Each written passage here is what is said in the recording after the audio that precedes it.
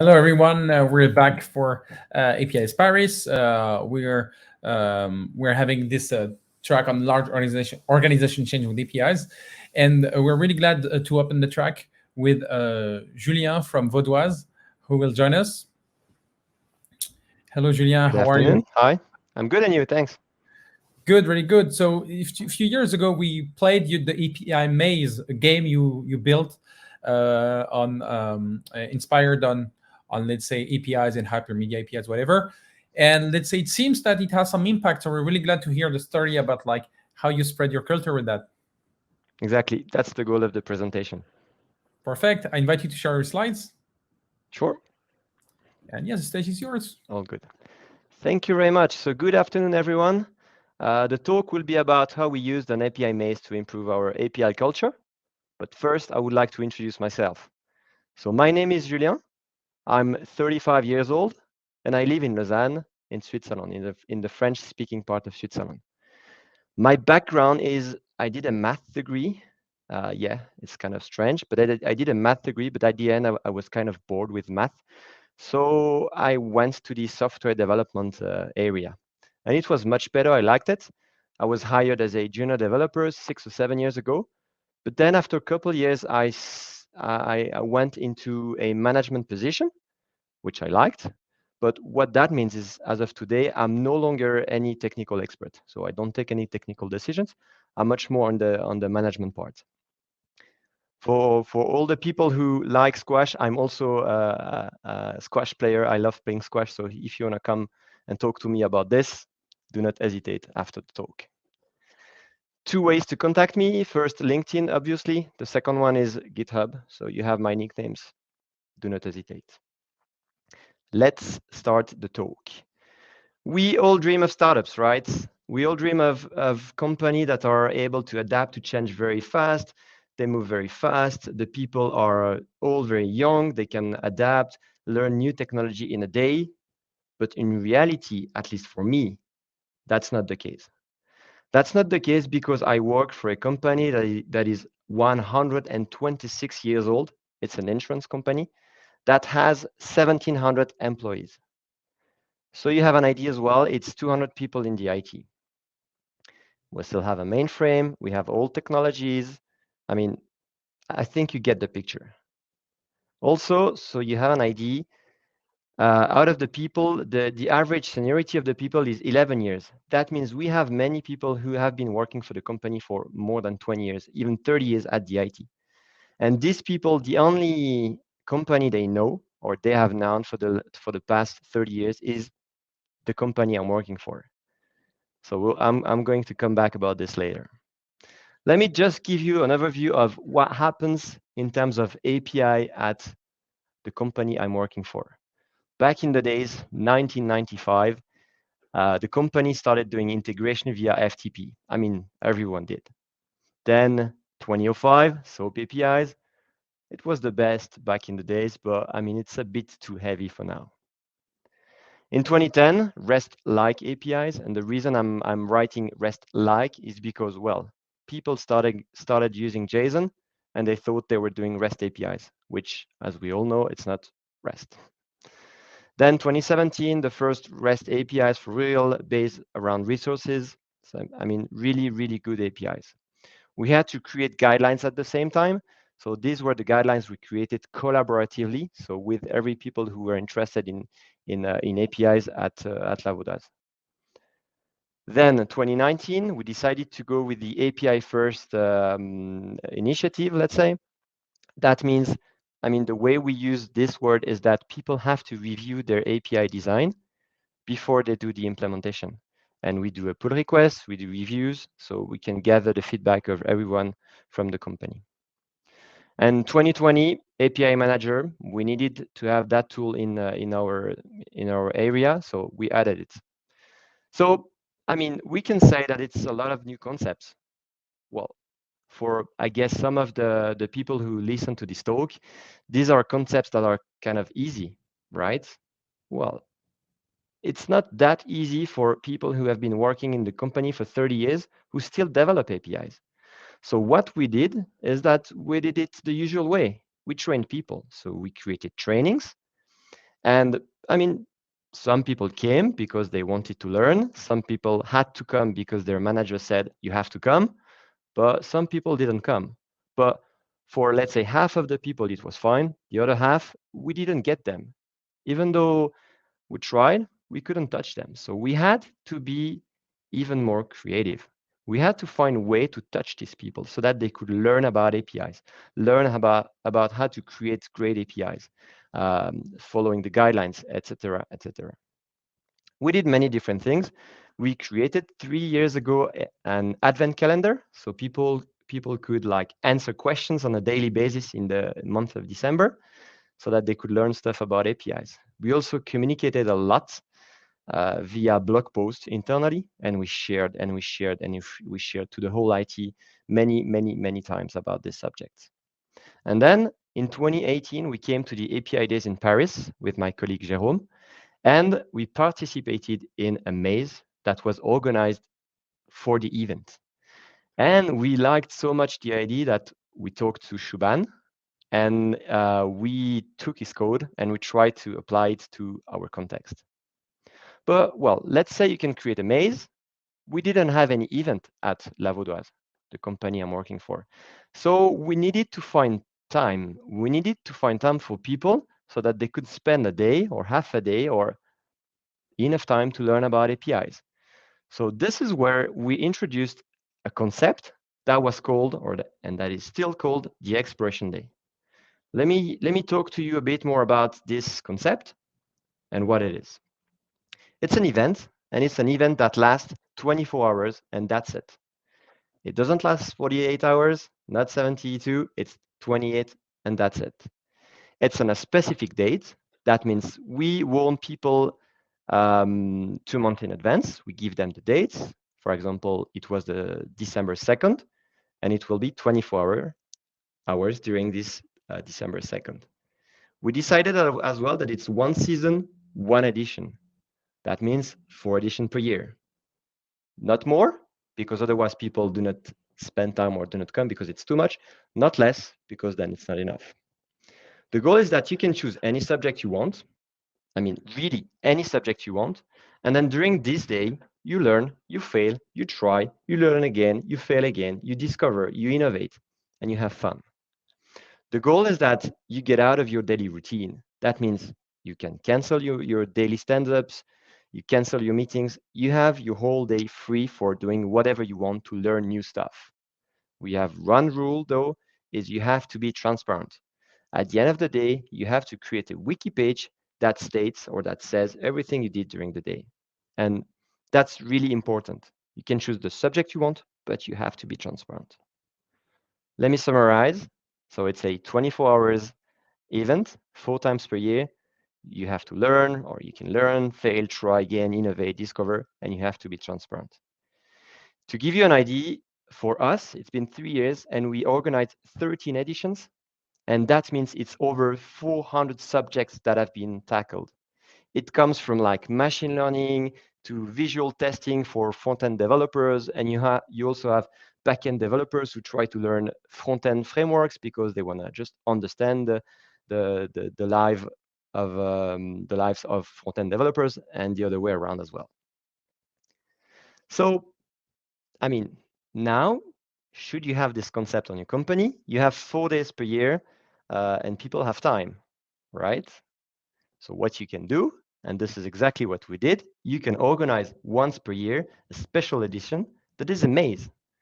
And the goal of this maze is that people can discover API. So it's fun because it's a maze. I will show you later. And it's about APIs. So we did a lot of marketing internally. We never gave up about this. We sent publicity, etc., etc. So people could join. And we also organized the maze so people could join as a team. So because when you do an event like that as a team, it's much more interesting, especially for team building reasons. And I would like to show you also that inside this maze, you have to go through and you have to solve challenges. And I'm going to show you a couple examples of the challenges we did set up for people to learn about the concepts I talked earlier. For example, example number 1, We had a new API manager, as I told you, and we wanted that our 80 developers would be able to use it. So for 40 out of 80 developers, it was easy because they were interested. But for the other 40, they had a question about it. So they had to go on our API manager, subscribe to one secured API, and consume it. That was something for us. So this was one of the questions. The next question was about doing a patch request. Doing get request, post, and put is often kind of easy or well known, but doing a patch request is not that easy. So you had a question about it. And the next is you could have a challenge as well with a crossword. You would have to answer many questions about like basic HTTPS status questions, the code, the guidelines we had internally. This is a great way for people to learn about things you want them to learn. I gave a bit more examples, like you could ask questions about your internal API documentation. That's the wiki page that is somewhere that almost no one knows where it is, but it's important that people should know that it exists. So we put a question about it, or consuming about some of your famous API. You have to adapt it to your own context, but that's a great way for people to learn about APIs in your company. You could tell me that these questions are easy, right? It depends on your level, but these are easy questions, and you would be correct. The reason these questions are kind of easy is that we would like to touch the people who didn't join our training. That's the people who, are not that interested. So for us, just having them to answer the challenges I showed was a big win. So you have to keep that in mind. And you can also, for the super geek developers that love doing challenges and want to be challenged, you can always, like at the very end of your maze, put hard questions just for them so they have fun. So you could ask me, but did it really work well? Because it's fun. Maybe you only touch the same people. What I can tell you is that we did last week the 3rd edition. On the 1st edition, we had 20 people. The 2nd edition, we had 50 people. And last week, we had 100 people out of 200 people in our IT. So for me, it looks like it worked well. So you have an idea as well. It was 100 people divided in 30 teams. So people decided to create teams the way they wanted, and it was 30 teams. And I can also tell you that the atmosphere in the office was just awesome. People couldn't stop talking about the maze, couldn't stop talking about the challenges. Even the people who were not interested, they had to listen to it. It was really, really good. I wanted to show you a quick demo of what it looks like, so you have a better feeling of what this maze or API maze is. I also wanted to give you a couple numbers. The first one is on the very first edition, we only had 35 cells, so only 35 places where you could go and maybe find a challenge. Second edition, 125, and this year it was over 500 cells. And the reason we did it is because we did model our building. So our colleagues could go through this maze, and it was our 7 floors building, and they could go to the meeting rooms and try to find challenges on that. All of that virtually. So this was good. Let me switch from this to that. So this is the dashboard, the ranking dashboard of the maze. So as you can see, this is something that everyone can have a look. And you have here the teams. Here you can see that there is a team that already solved 10 challenges. And here you have a team that solved no challenges. And this is the one we are going to try to solve 2 challenges, so I can show you. Keep in mind that this is the kind of dashboard that you could show on your like if you have screens on your floors at the very exit of the elevators. Show them. That's a very good thing. Now let me show you. So you have the maze. It's open. So you have the entrance of the maze. You can click here. It goes there. Okay, so you have a tutorial on how it works, how you can create teams, blah, blah, blah. I'm not going to do this because I did it already. And after having created your teams, you can join the adventure by calling this URL. So let me call it. Again, you have a tutorial on how you can validate a challenge. I'm not going too much into details. And you can enter the maze. Okay, let's enter the maze. There you go. So you're in a room. And you can go either north, south, west, up, down if you take the elevators, or east. I'm going to go south.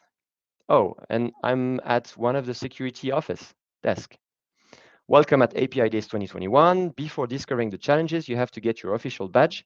What is the name of the office where you can get it? Okay. Well, I guess it's security. So as you can see here, I did put the ID of the challenge that is here, and I'm solving it. Security. Correct. Okay. Without changing floor, go to the security office and ask for it. Sure, I'm going. So if you don't know the maze, you would have to look for it because I know it. I'm just going directly to the correct office. There you go, security office. In order to get your official badge, we just need to test your knowledge about the API Days. What year has it been created? So if I search correctly online, I think it has been created in 2012. Well done. It looks like you understood correctly how to move around the maze. Look at this floor to see if there are any other questions. Sure.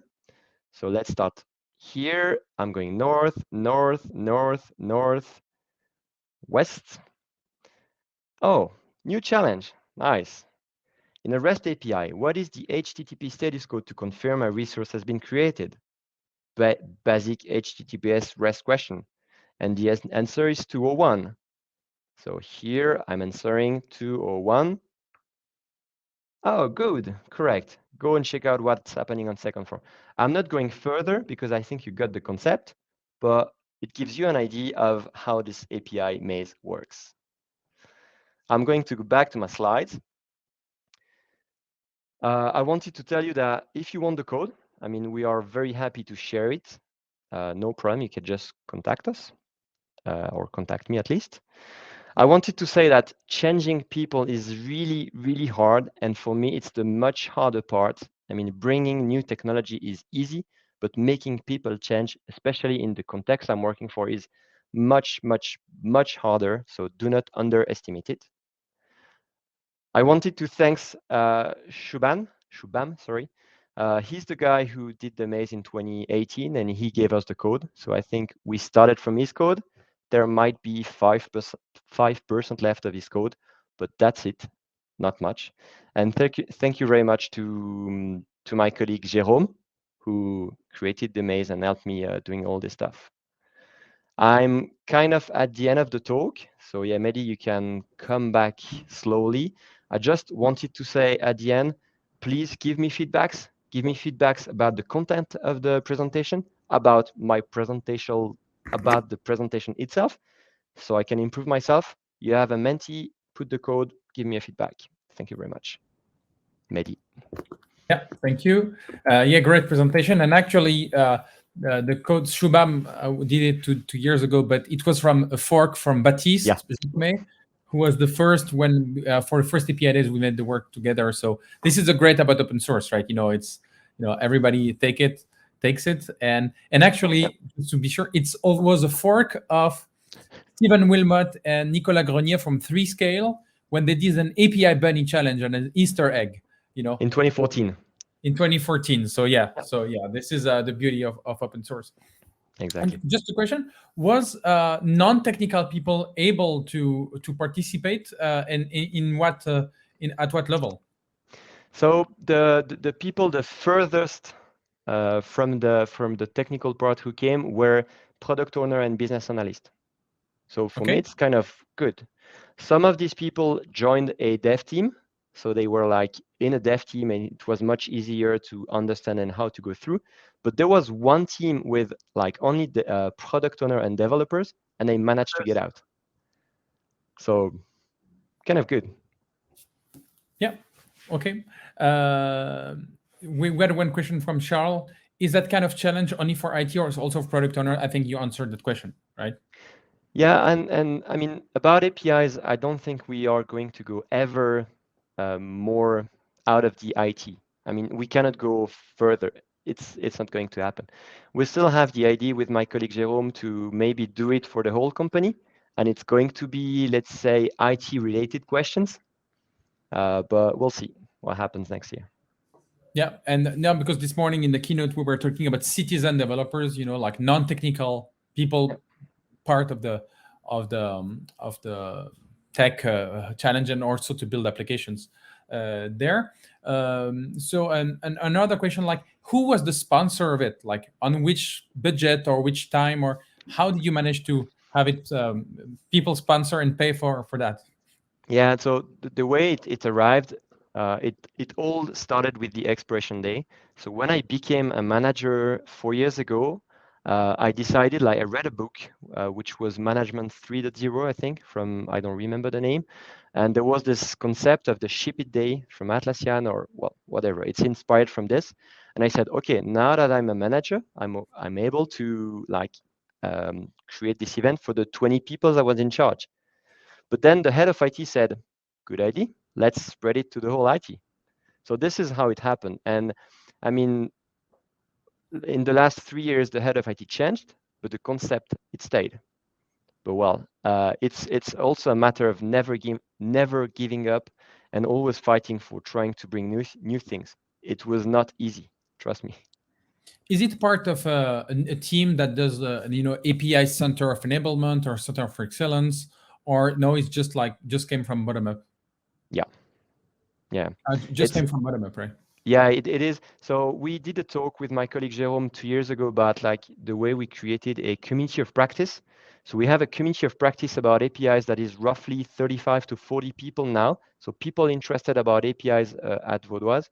And with Jerome, we are the two guys who spend we spend a lot of energy on this community of practice, and it arised from this group of people, let's say. Did you see an improvement in the practice? Less errors or less issues with API design or not respecting the guidelines? Yeah, the quality of the API for the last 4 years has improved a lot, a lot. Like the new standard is much, much higher. We still have people to convince. I mean, it's not over yet, but for me, the level has improved a lot. Yeah, and the game was. How would you consider the maze as a part of this improvement? I mean, it's really hard to tell. For me, it's like we had to be creative in many different ways. This is one of them, but every single time we had a town hall meeting, if we had the opportunity, we would raise a hand and explain something about APIs. We would do a blog post. I mean, it's only part of many, many, many initiatives. Yeah, one question about the potential features. What could be the next evolution of the maze? So about APIs, I don't know, because I think you didn't see, but we did many things behind the scene. It's Docker container built. It's many things really interesting. But our idea is that we open it to the whole organization, and we create something that brings people during this maze, but it's going to be less API oriented, of course.